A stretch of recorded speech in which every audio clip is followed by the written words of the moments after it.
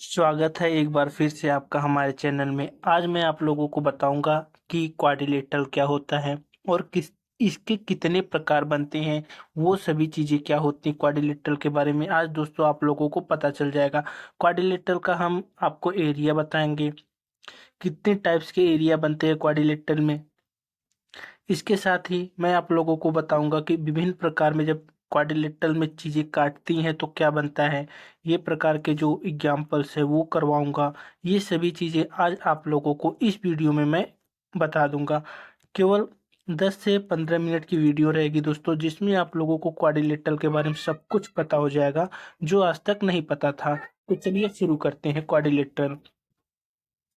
तो पहली बात तो क्वाड्रिलेटरल का जो फार्मूला होता है क्या होता है। तो क्वाड्रिलेटरल किसको कहते हैं। तो क्वाड्रिलेटरल क्या होता है दोस्तों, क्वाड्रिलेटरल जो होता है वो चार भुजा होती हैं, चार शीर्ष होते हैं, चार कोण होते हैं, एक द्वियामी आकृति होती है, मतलब 2D फिगर होता है जिसे हम प्लेन में बना सकते हैं 2D फिगर को। ठीक है। तो जिसमें चार भुजा रहेंगी तो भुजा ए बी हो गया, B D A D, D C और ए बी, ये चार भुजा हो गया। चार कोण रहता है, चार शीर्ष रहता है। शीर्ष मतलब जो पॉइंट रहता है जिसपे बनता है। ठीक है। एक द्वियामी आकृति होती है जिसे हम क्वाड्रिलेटरल बोलते हैं, और इन सबको अगर आप ऐड करोगे, इनके कोणों को ऐड करोगे तो हमेशा 360 डिग्री का बनता है। ये सबको पता होगा कि क्या होता है। अब चलिए जैसे एक एग्जाम्पल छोटा सा ले ले रहे हैं। एक छोटा सा एग्जाम्पल क्या है, एक चतुर्भुज है जिसके कोणों का अनुपात दिया गया है 4, 9, 11 और 12। जब भी रेशियो में दिया जाता है तो हम एक्स ले लेते हैं। ठीक है, क्योंकि हमें उसका पूरा मान एग्जैक्ट नहीं पता होता है तो एक्स क्या होगा, तो उसी लिए हम एक्स लेते हैं। तो फिर क्या हो गया, हम लोग 4, 9, 11 और 11, 12 हो गया। चारों कोणों का अनुपात दिया गया है। तो हम लोग इसको लिख सकते हैं 4x, 9x, 11x, 12x। इसका मान क्या हो जाएगा दोस्तों, 360। क्यों, क्योंकि सभी क्वाड्रिलेटरल का, चतुर्भुज का कोणों का योग 360 होता है। तो फिर आप इसको ऐड करोगे, 9 4 13, 13 में 11 और ऐड करोगे, 13 1 14, 10 24, 24 25 26 10 36।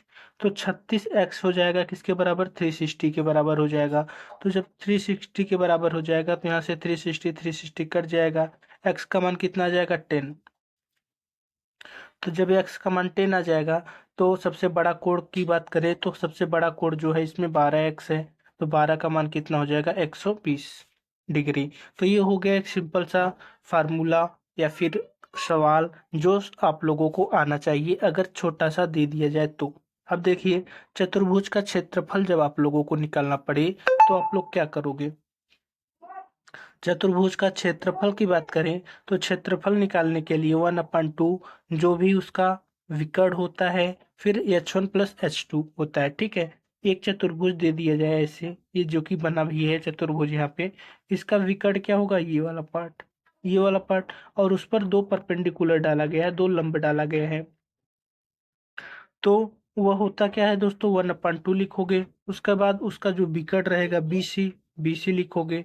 फिर इंटू, फिर h1 + h2 का आप मल्टीप्लाई कर दोगे। वो क्या आ जाएगा, h1 + h2 जो होगा वो क्या आ जाएगा, उसका एरिया आ जाएगा। ठीक है। अब इसको सवाल भी देख लेते हैं कैसे पूछा जाता है एग्जाम में। जैसे कि यहाँ पर दिया गया है, एक चतुर्भुज दिया गया है जिसमें ABCD क्षेत्रफल ज्ञात करना है। ठीक है, ये चतुर्भुज दिया गया है, इसमें सब कुछ दिया गया है जिसमें आपका ABCD का क्षेत्रफल क्या होगा। तो आप लोग जानते हो 1/2। ठीक है। फिर इंटू हाइपोटेनियस, हाइपोटेनियस इसका ये है, ये वाला पार्ट कितना दिया है, AC है, AC का मान 10 दिया है तो 10 लिख लो। ठीक है। फिर इंटू, फिर जो हो हाइपोटेनियस पर परपेंडिकुलर है उसको ऐड कर लो। DE 3 है और BF 5 है, तो 3 + 5। अब देखो इसको आप कैसे सॉल्व करोगे। 2 5 × 10 हो गया, 5 3 8, 8 25 40, 40 जो होगा इसका क्या हो जाएगा, एरिया हो जाएगा। ठीक है, ये वाला इसका एरिया हो जाएगा। तो ये तो एक सिंपल सा फार्मूला जब आप लोगों को दे दिया जाए। अब इससे ज़्यादा कठिन नहीं देता दोस्तों, ऐसे ही सिंपल सिंपल फार्मूले देता है। एक और देख लीजिए, जब इस प्रकार से यहाँ पर एंगल दे दिया गया हो, एंगल दे दिया हो गया हो तो आप कौन सा फार्मूला लगाएंगे? जब भी आपका एंगल दे दिया जाता है तो हम लोग लिखते क्या है, वैसे ही 1/2, ठीक है। फिर ये वाला part D1 into multiply D2, जो कि मैं यहाँ पे लिख दिया हूँ दोस्तों 1/2 D1 into D2 sine theta. कब लगता है? जब ये D1 हो, ये D2 हो और एक एंगल यहाँ पर दे दिया गया हो। तो 1/2 D1 D2 into sine theta जो होता है इसका फार्मूला होता है, ठीक है। जब भी आपको दे दिया जाए इसको आप नोट कर लीजिएगा। अगर आपको PDF चाहिए तो आप लोग कमेंट में ज़रूर बताइएगा दोस्तों। आप लोग नहीं बताएंगे तो हम लोग नहीं, हमें कैसे पता चलेगा कि आपको चाहिए, ठीक है। चतुर्भुज की आसन्न भुजाओं के मध्य बिंदुओं को मिलाने वाली रेखा एक समांतर चतुर्भुज बनाती है, ठीक है। जैसे कोई भी चतुर्भुज दे दिया गया है दोस्तों, यहाँ पर दिया गया PQRS एक चतुर्भुज दिया गया है, ये वाला पार्ट। उसकी भुजाएं जब मतलब आमने सामने की भुजाएं को जब मिलाया जाता है तो एक चतुर्भुज बनता है। लेकिन जो ये चतुर्भुज होता है दोस्तों वो समांतर चतुर्भुज होता है। कौन सा चतुर्भुज होता है? समांतर चतुर्भुज होता है, ठीक है। याद रखिएगा, जब भी चतुर्भुज की आसन्न भुजाओं को मिलाते हैं मतलब आमने सामने की भुजाओं को मिलाते हैं और वो 90 डिग्री पे तो नहीं काट रही हैं, ऐसा नहीं कि ये सभी जो है 90 डिग्री बना रही हैं। जब 90 डिग्री नहीं बनाती हैं तो वो क्या होता है? समांतर चतुर्भुज होता है। अब देखिए, अब फिर वही बात है, यहाँ पे आसन्न भुजाओं को मिलाया जाता है, आसन्न भुजाएं मिलाई गई हैं, लेकिन अब की बार क्या है, ये इसके विकर्ण जो है उसको 90 डिग्री पर काट रहे हैं। इसके विकर्ण क्या है? उसको 90 डिग्री पर काट रहे हैं। तो जब 90 डिग्री पर काटेंगे तो आप लोगों को पता है क्या बनता है? एक आयत बनता है। जब भी 90 डिग्री पर काटता है तो अगर चतुर्भुज में 90 डिग्री काटता है तो आयत बनता है, ठीक है। नहीं काटेगा तो समांतर चतुर्भुज, काटेगा तो आयत। अब देखिए चतुर्भुज के विशेष परिणाम क्या क्या होते हैं। कभी कभी इस प्रकार से हमारा क्या होता है, चतुर्भुज बनाया गया होता है जो कि दिया गया है ABCD, एक चतुर्भुज यहाँ पर दिया गया है, ठीक है। अब यहाँ पर A है, यहाँ पर B है, यहाँ पर C है और यहाँ पर D है। अब इसका परिणाम ये होता है दोस्तों जो आमने सामने का है, A और C का square, A square plus C square बराबर होता है क्या? B square plus D square के, ठीक है। A² प्लस C² बराबर किसके होगा? B² प्लस D² के बराबर होगा, ठीक है। एक विशेष परिणाम ये होता है। दूसरा अगर बात किया जाए तो दूसरा ये वाला A है, इसे हम ऐसे भी बना सकते हैं। ये चतुर्भुज को मोड़ दिया गया है, मोड़ा गया है। जब आप इसको खोलोगे तो ऐसी ही आकृति बनेगी जैसे ये बनी हुई है, ठीक है। जब भी आप इसको खोलोगे तो ऐसे ही आकृति बनेगी। जब इसको मोड़ के दे दिया जाता है तो थोड़ा कंफ्यूजन होती है, आपको कंफ्यूज नहीं होना है, वैसे ही होगा। A² प्लस C² इसका, B² प्लस D² इसका, ये बराबर होगा A² plus C² B² plus D²। ये फार्मूला आप लोगों का लगेगा, ठीक है।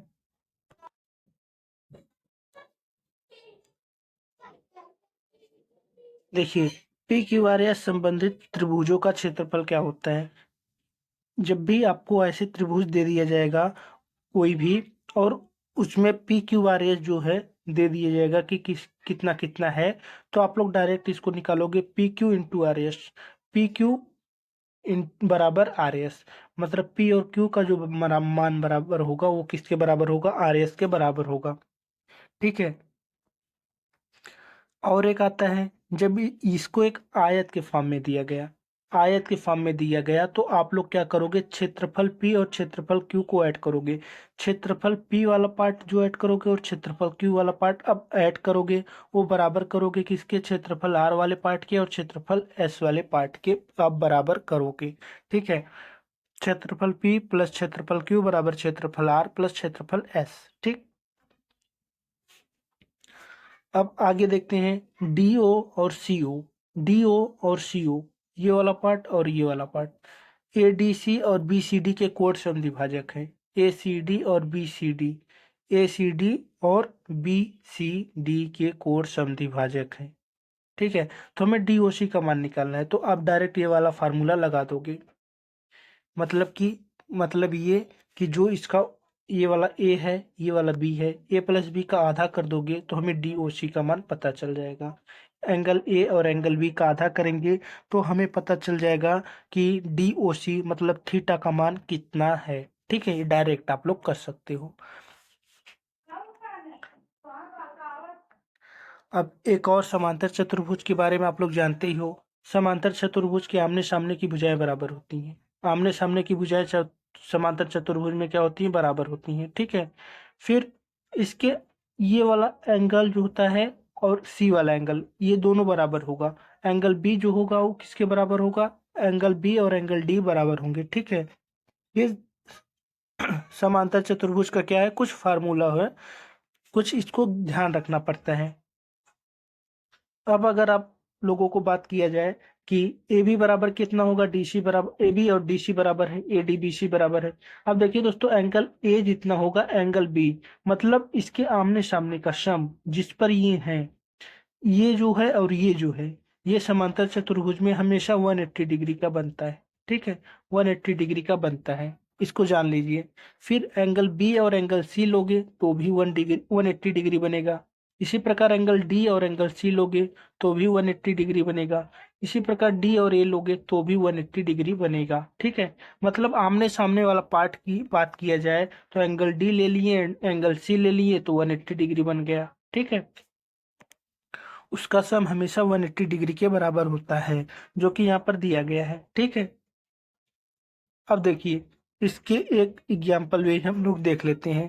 जैसे कि यहाँ पर दिया गया है कि एंगल ए का मान इतना दिया है, एंगल बी का मान दिया गया है, तो आप लोगों को पता है इन दोनों का सम 180 डिग्री होता है।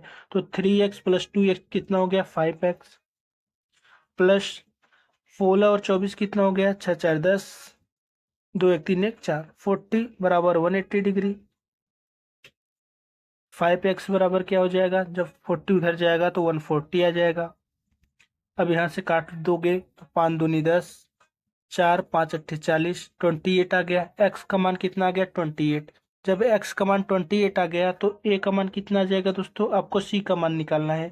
a का मान कितना आ जाएगा, तो 28 में 3 इंटू 28 प्लस 16, 3 इंटू 28 प्लस 16 करोगे क्योंकि x का मान 28 आया था, तो x की जगह 28 रख दिए। तो 3 अट्ठे 24, 3 दूनी 6, 2 8 प्लस 16, तो कितना आ जाएगा, 6 4 10, 8 1 9 1 10, 16, 100।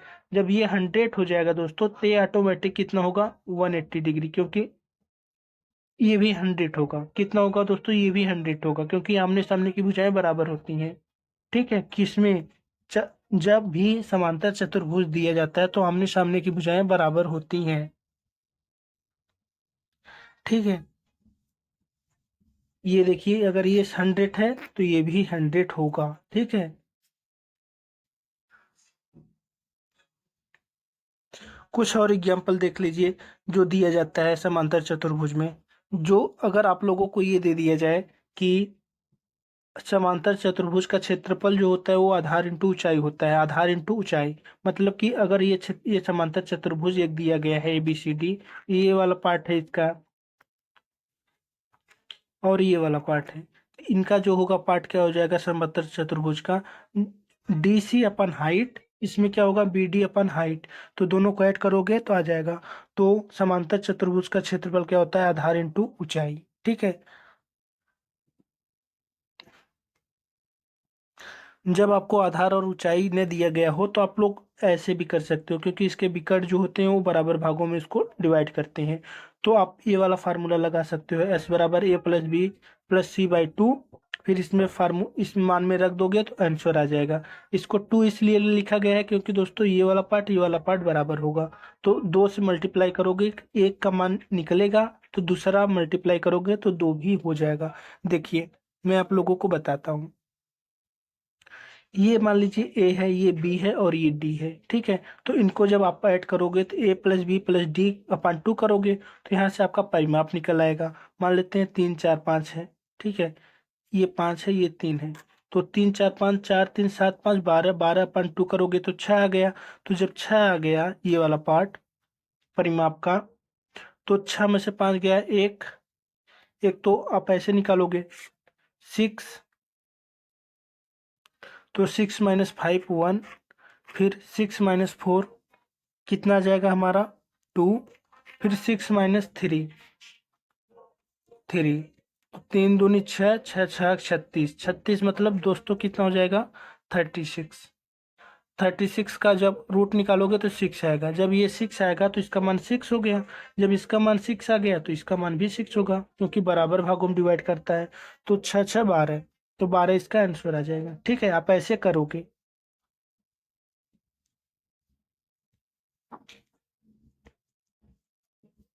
अब देखिए, समांतर चतुर्भुज में एबीसीडी के समद्विभाजक एक आयत पी क्यू आर एस बनाते हैं। इसके समद्विभाजक मतलब अगर एक आपको ये दे दिया जाएगा, क्या? समांतर चतुर्भुज, इसके समद्विभाजक क्या है? इसके समद्विभाजक की बात करें तो ये वाला पार्ट और ये वाला पार्ट। फिर अगर इसमें देखा जाए तो ये वाला पार्ट, इसमें देखा जाए तो ये वाला पार्ट। तो ये वाला जो पार्ट बनेगा वो एक आयत बनेगा। ठीक है, वो एक क्या बनेगा? आयत बनेगा। इसमें क्या होता है? चारों भुजाओं के वर्गों का योग जो होता है विकर्णों के वर्गों का योग होता है। चारों भुजाओं के वर्गों का योग विकर्णों के वर्गों के योग के बराबर होता है। फिर ठीक है,